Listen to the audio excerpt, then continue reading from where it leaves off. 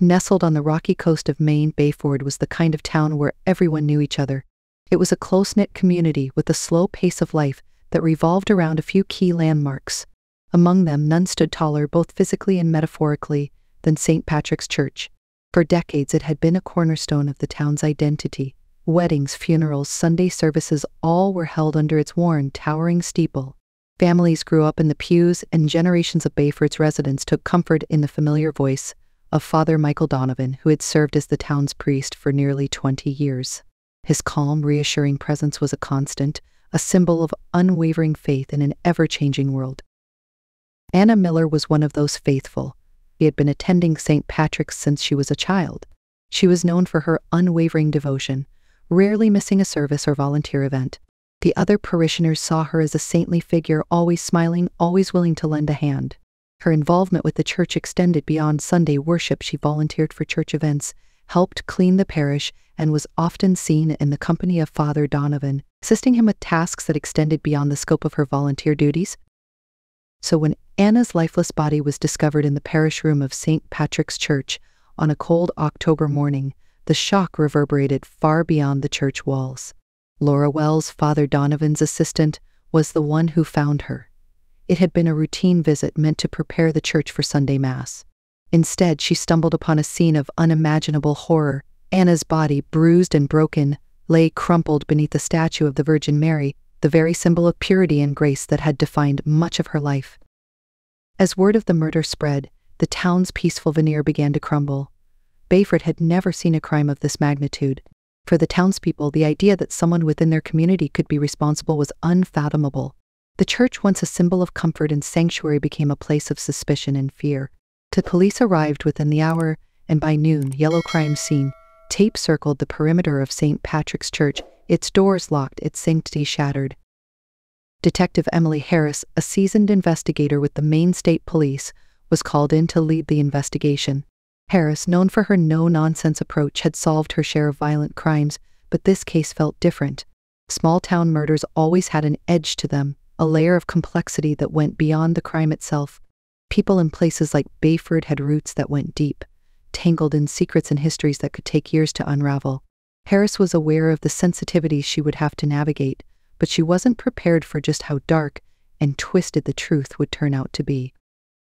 Detective Harris arrived in Bayford the afternoon of Anna Miller's murder. Alongside her partner, Jonathan Brown, a stoic and methodical investigator with a reputation for digging up crucial details others missed, she immediately sensed the weight of what lay ahead. The town was already buzzing with rumors. Everyone had a theory, but no one had answers. Harris and Brown began by interviewing Laura Wells, the woman who had discovered Anna's body. Shaken and visibly pale, Wells recounted the horrifying scene in shaky detail. She had arrived early to the church, as she often did, to ensure everything was in order for the day's activities. The moment she entered the parish room, she felt something was wrong. The air was thick, the quietness unnerving. Then she saw Anna, and her world stopped. Anna's face was bruised, her neck twisted at an unnatural angle. There were signs of a struggle, papers scattered, chairs overturned, a broken rosary. But what caught Wells' attention most was the strange expression on Anna's face, a look of shock, almost as if she had seen something, or someone she couldn't believe. As the investigation progressed, Harris and Brown turned their attention to those closest to Anna. They began with Father Michael Donovan. In the days following the murder, his normally calm demeanor appeared strained, though understandable given the circumstances. He was cooperative but vague, offering no real insight into who might want to harm Anna. Yet something about his answers seemed rehearsed, too polished. The detectives noted his uneasy behavior but didn't press him immediately. It was while sifting through Anna's personal belongings that they stumbled upon a crucial piece of evidence, a diary. Hidden among other mundane items, its pages held the key to unraveling the mystery. At first glance, it appeared to be a typical journal filled with daily musings and reflections on her life. But as they delved deeper, they found increasingly paranoid entries about a man she felt was following her. She mentioned seeing him outside her home, watching her at church events, and lurking in the shadows. Anna didn't name him, but the fear she felt was palpable. The detectives were now faced with a disturbing possibility. Had Anna been stalked? If so, who was this man, and could he be connected to someone within the community? The more they read, the more they began to wonder if Father Donovan knew more than he was letting on. There were cryptic notes in the diary, 2 mentions of conversations between Anna and the priest that seemed loaded with unspoken tension. It wasn't long before suspicions began to circle around Father Donovan, and not just because of his proximity to the victim. A background check into Father Donovan's life revealed a history that painted him in a far less flattering light than the image he presented to his parishioners. There were whispers of financial irregularities tied to church funds, and his close relationship with certain female parishioners had raised eyebrows in the past, though no one had ever dared to question him openly. As the detectives dug deeper, they began to uncover a much darker side to the priest, one that involved deception, illicit affairs, and a web of lies that stretched back years. Anna Miller had clearly stumbled upon something, and it had cost her her life. As Detective Emily Harris and Jonathan Brown deepened their investigation, the serene facade of Bayford unraveled quickly. The more they looked into Father Michael Donovan, the clearer it became that his life was far more complicated than anyone in the town had imagined. Donovan, once revered as the town's spiritual guide, was now emerging as a figure cloaked in secrets. One of the most glaring red flags was his tangled financial dealings. Church funds were missing, small amounts spread over many years, but enough to raise alarm when examined closely. Harris reached out to the church's financial board, a small, insular group that had worked with Donovan for years. At first they were resistant to cooperate, loyal to their priest, but the pressure mounted once the detectives presented evidence of discrepancies in the church's bank accounts. Donations from the congregation, meant to support community outreach and maintenance of the aging building, had been funneled into private accounts. The sheer audacity of it was stunning. Donovan had betrayed the trust of the very people who revered him. But that wasn't all. As they examined Father Donovan's personal life, they uncovered a relationship that shocked even the most seasoned investigators. Hidden beneath layers of piety and devotion was an affair. Donovan had been involved with a woman named Claire Peterson, a parishioner from a neighboring town. Claire, a widow in her 40s, had attended St. Patrick's sporadically, often under the radar. Their affair had been going on for several years, with secret meetings in isolated motels and coded text messages that only Donovan and Claire could decipher. The most disturbing revelation, however, was the discovery that Donovan had fathered a child with Claire, a child he had kept hidden, paying her off with money stolen from the church's coffers. The child, now 6 years old, was being raised in secrecy, shielded from the prying eyes of the small town. This double life was Donovan's greatest secret, and it was becoming clear that Anna Miller had somehow stumbled upon this dark reality. The detectives were piecing it together. Anna had found something, possibly financial records or evidence of the affair, and confronted Donovan. The entries in her diary had begun to make sense. Her growing paranoia wasn't the result of an overactive imagination, but a very real fear of being silenced. Someone had been watching her, but was it Donovan himself, or had he enlisted help? As the investigation progressed, a name began to surface more frequently: Sam Foster, a local private investigator with a less than stellar reputation. Foster had a history of doing odd jobs for people who needed things handled quietly, often bending the law just enough to avoid trouble. He had ties to the church, having been hired by Donovan in the past to look into other parishioners and settle delicate matters discreetly. It didn't take long for Harris and Brown to discover that Donovan had recently hired Foster again, this time to handle Anna Miller. With this revelation, the investigation took a grim turn. Foster was known for his aggressive tactics, and it was becoming clear that whatever he had been asked to do had gone horribly wrong. Harris and Brown brought him in for questioning, but at first Foster denied everything. He claimed he didn't know Anna Miller and had never been involved in any way. But as the detectives pressed him, poking holes in his alibis, his story began to crumble. It was during this intense questioning that Foster finally broke down. He admitted to being hired by Donovan to follow Anna and intimidate her. The priest had told him that Anna was a threat to the church, someone who had been spreading rumors and causing trouble. Foster's job was simple: scare her into silence. But according to Foster, things went terribly wrong when Anna caught him following her one night. Panicked, she tried to run, and in the ensuing struggle, she fell, hitting her head on a concrete step outside the church. Foster's voice trembled as he described the moment of impact. It wasn't supposed to end like that, he claimed. He hadn't meant to kill her, just to frighten her enough that she'd back off. But when she lay there motionless, fear overtook him. In a state of panic, he dragged her body inside the church and left her there, hoping that when she was found, it would look like a random attack. He had even staged part of the crime scene, turning over furniture and scattering items to make it appear as though Anna had been assaulted. But Foster's confession didn't explain everything. Harris and Brown knew there were still pieces missing. What had Anna discovered that made Donovan so desperate to silence her? And why had he gone to such lengths to cover it up? The detectives needed more answers, and they suspected that Father Donovan's involvement went deeper than they had imagined. Foster's confession gave the investigation new momentum, but it also raised more questions than it answered. While Foster admitted to being the one who caused Anna's death, his story felt incomplete. Harris and Brown could sense that he was holding something back, perhaps out of fear, perhaps out of loyalty to Donovan. Either way, they weren't convinced they had the full picture. They decided to confront Donovan with what they had uncovered so far. The priest, now fully aware that the walls were closing in, remained calm but defensive during his interrogation. He denied any involvement in Anna's death and expressed shock that Foster had implicated him. But his polished exterior was starting to crack. The more the detectives pressed, the more Donovan's carefully maintained composure began to slip. Harris hit him with the facts, the financial irregularities, the affair, the hidden child. Donovan tried to deflect, insisting that his personal failings had nothing to do with Anna's murder. But as they laid out the evidence of his illicit dealings with Foster, his denial became less convincing. Foster had been working on Donovan's behalf, and now Donovan was trapped, unable to explain away the tangled mess of deceit he had created. The turning point came when Harris and Brown revealed one final piece of evidence: Anna's diary. Anna had described a confrontation with Donovan just days before her death. She had discovered his affair and the secret child and had threatened to go public. Donovan had begged her to stay quiet, offering to make amends, but Anna's sense of moral duty was too strong. She couldn't live with the hypocrisy, and Donovan knew that once the truth was out, his career and reputation would be ruined.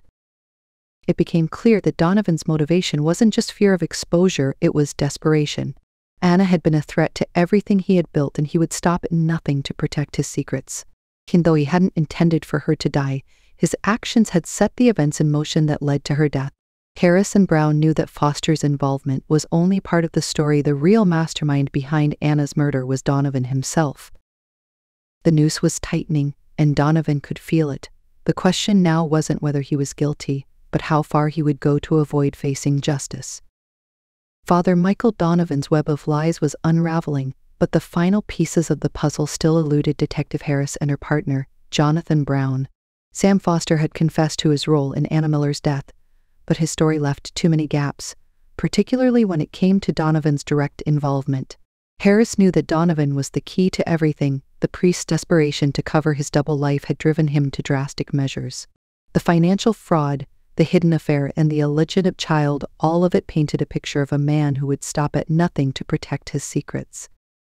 Harris and Brown shifted their focus to filling in the missing details. They began by tracing the timeline of Donovan and Foster's interactions in the weeks leading up to Anna's death. Through phone records, bank statements, and Foster's own admission, they discovered multiple payments from Donovan to Foster, all tied to the same period when Anna had begun writing in her diary about being followed. Donovan had funded Foster's surveillance of Anna, but the payments increased just days before her murder. It was clear that Donovan had escalated his orders, and Foster had been willing to go along, unaware of just how far things would spiral out of control. Then came the revelation that changed everything. As the detectives dug deeper into Anna's diary entries, they found something that shook the foundation of their understanding. Just 2 days before her death, Anna had written about a conversation she overheard at the church, a heated argument between Donovan and an unknown woman. Anna had mentioned that the woman seemed familiar, but she hadn't been able to place her face at the time. In her last entry, Anna had made a note to herself to confront Donovan the next day. It seemed like she had finally connected the dots between Donovan, the woman, and the dark secret she was threatening to expose. Harris and Brown now had to identify this mysterious woman. A name had surfaced in their investigation: Claire Peterson, the woman Donovan had been secretly involved with, and the mother of his child. But Claire wasn't just a distant figure. She had recently become more involved in Donovan's life, and it seemed that Anna had unknowingly stumbled upon evidence of their relationship. It wasn't just the affair or the child that had endangered Anna, it was something more. Anna had witnessed something, overheard something, that made her a threat to both Donovan and Claire. As they pieced it together, the detectives realized that Anna had likely confronted Donovan with her discovery and given him an ultimatum: come clean or she would expose everything. Donovan, feeling cornered, had turned to Foster to take care of the problem, but what Harrison Brown didn't know yet was just how far Claire Peterson had been involved. Could she have played a more active role in the plot to silence Anna? With the pressure mounting, Harris knew they needed to confront Claire directly. Detectives Harris and Brown tracked Claire Peterson down at her home, a modest house on the outskirts of a neighboring town. Claire had been flying under the radar throughout the investigation, maintaining a quiet and unassuming profile. When Harris knocked on her door, she could see the fear in Claire's eyes. Claire had been anticipating this moment, and now it was here. Claire initially denied any involvement with Anna's death, sticking to the story that she had only maintained a private relationship with Father Donovan. But as the detectives pressed her, her resolve began to crumble. Claire confessed to the affair and to knowing about the financial fraud, but she claimed ignorance about Donovan's plans to silence Anna. She insisted that she had no part in the decision to intimidate or harm her. It wasn't until Harris revealed the diary entry about the overheard conversation that Claire's calm veneer finally broke. Harris described how Anna had written about hearing Claire and Donovan arguing at the church. Claire's hands shook as she listened, and it was clear that the detectives were getting closer to the truth. Faced with mounting evidence and her own guilty conscience, Claire finally admitted what had really happened. On the night before Anna's murder, she and Donovan had met at the church to discuss their future. Anna had been circling too close to the truth, and Donovan was unraveling. Claire, too, was terrified of what would happen if Anna went public with what she knew. During their argument, Anna had overheard part of their conversation, though Claire hadn't realized it at the time. Claire confessed that Donovan had been spiraling out of control, desperate to maintain the appearance of a righteous priest while managing his secret life. He had told Claire about hiring Foster to intimidate Anna, and while Claire hadn't known the full extent of what was planned, she hadn't tried to stop him. Her complicity weighed on her, and the guilt was eating her alive. However, the detectives now had the final piece of the puzzle. Donovan had orchestrated the entire plan, with Claire as a silent accomplice. Foster, the hired hand, had been the one to physically confront Anna, but it was Donovan's fear and desperation that had set everything in motion. Claire had hoped that by staying silent she could protect herself and her child, but now it was clear that her silence had cost Anna Miller her life.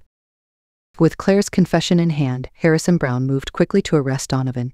The once revered priest had nowhere left to hide. Faced with overwhelming evidence, he finally admitted to orchestrating the events that led to Anna's death. He had never intended for it to go this far, he claimed, but in his attempt to protect his secrets, he had crossed a line from which there was no return. Donovan was charged with conspiracy to commit murder, alongside financial fraud and other charges related to his illicit activities. Claire, though spared the harshest charges, faced legal consequences for her role in the cover-up. Sam Foster, already behind bars for his part in the murder, would serve a lengthy sentence as well. Bayford, once a quiet, trusting town, was left reeling from the fallout. St. Patrick's Church, the center of the community, for so long was shuttered indefinitely. Father Donovan's betrayal had shattered the faith of the townspeople, leaving a void that no one knew how to fill. Anna Miller's death was a tragedy that exposed the darkness lurking behind the town's outward piety, revealing that even the most revered institutions could harbor unspeakable secrets. But for Harrison Brown, the case was finally closed. They had uncovered the truth piece by piece and brought justice for Anna Miller. Cost, however, was high. The once peaceful town of Bayford would never be the same. Father Michael Donovan's trial became a national headline, bringing unwanted attention to the small town of Bayford. For weeks, the courtroom was packed with journalists, townspeople, and onlookers, all eager to see how justice would be served. The trial revealed the full scope of Donovan's deceit, the years of financial fraud, the secret relationship with Claire Peterson, and the hidden child he had fathered. But the most damning evidence came from Sam Foster's testimony, which detailed the moment Anna Miller's life was taken from her, a tragic accident born out of a calculated plan. Foster described how Donovan had ordered him to follow Anna, intimidate her, and ensure she remained silent about what she had discovered. Foster admitted to losing control when Anna tried to run, and though his actions led to her death, it was Donovan who had orchestrated the entire scheme. Foster's testimony, coupled with Claire Peterson's reluctant confession, painted a picture of a man who had betrayed his community and the very faith he claimed to uphold. The jury deliberated for only a few hours before returning a guilty verdict. Father Donovan was sentenced to life in prison without the possibility of parole. Claire Peterson, though spared the harshest punishment, faced charges of conspiracy and complicity in the cover-up. She received a reduced sentence in exchange for her cooperation, but her reputation was ruined, and she was ostracized from the community she had once tried to hide within. Sam Foster, already imprisoned, was sentenced to an additional term for his role in Anna's murder. Though he claimed the death was unintentional, the court deemed his reckless actions inexcusable. He would spend the rest of his life behind bars, a grim reminder of how far people could be manipulated by power and fear. With the trial concluded, Bayford slowly tried to move on, but the damage had been done. St. Patrick's Church remained closed, its once vibrant community shattered by the revelation of the dark secrets within. The building, once a symbol of hope and faith, stood empty and abandoned, a haunting reminder of the tragedy that had unfolded inside its walls. In the weeks following the trial, Bayford grappled with its new reality. The church, once the town's spiritual center, became a symbol of broken trust. People who had attended services for decades stopped coming together, unsure how to reconcile their faith with the evil that had been hiding in plain sight. The community was fractured, with many struggling to process the idea that their beloved priest had been capable of such darkness. Some of the town's residents sought solace in neighboring churches, while others distanced themselves from religion entirely. Father Donovan's betrayal had cut deep, not just because of his actions, but because of what he represented: trust, guidance, and moral leadership. His fall from grace left an emotional void that no one knew how to fill. Anna Miller's family, devastated by her loss, became a quiet presence in town. They didn't seek attention or demand more answers. They simply grieved in private, remembering Anna as the kind, selfless woman she had been. Her death had been senseless, the result of a man's desperation to hide his sins, but in their eyes her memory was untarnished.